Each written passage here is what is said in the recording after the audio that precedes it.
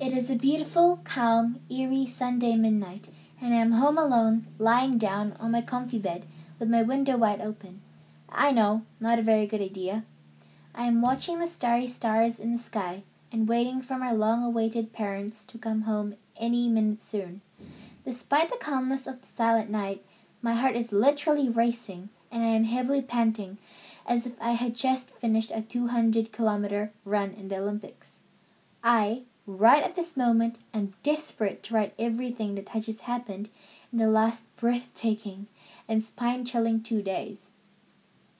Resting on my left hand is my pet, the cute puppy called Lucky, and on my right hand is my beloved feathery pen writing on my diary. Finally, for the first time in my dull 14 years of living, I was finally free. No more nagging, overprotective mum who cries tears of joy and sadness mixed together, but really it makes me cry tears of embarrassment, when sending me off to year 5 camp freaking breathable nights and one glorious day.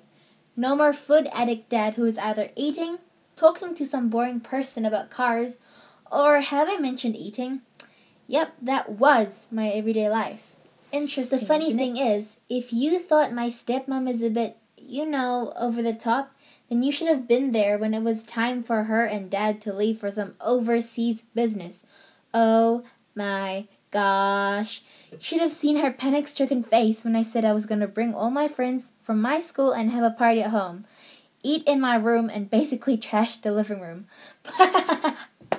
Very hilarious. Anyway, let's get back to my mind-boggling story, and maybe then you can find out why I'm up here in my lonely bedroom with an adorable puppy named Lucky on my left and a pen on my dearest diary on my right hand.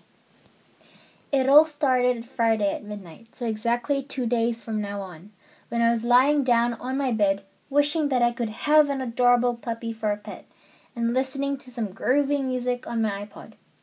There was no yak-yakking and whining puppy next to me, and my heartbeat rate and my breathing was still normal. It was only when the clock struck midnight that all the commotion started. As I said at the beginning, I was calmly listening and bobbing my head to the music when suddenly I heard something.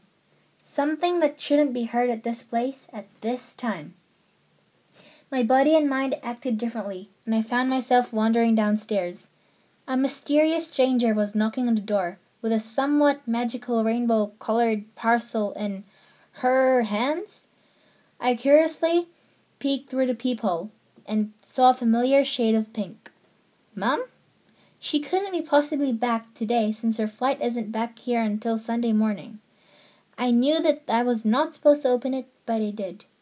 I timidly opened the door, and when I do, a mysterious silhouette was gone, and a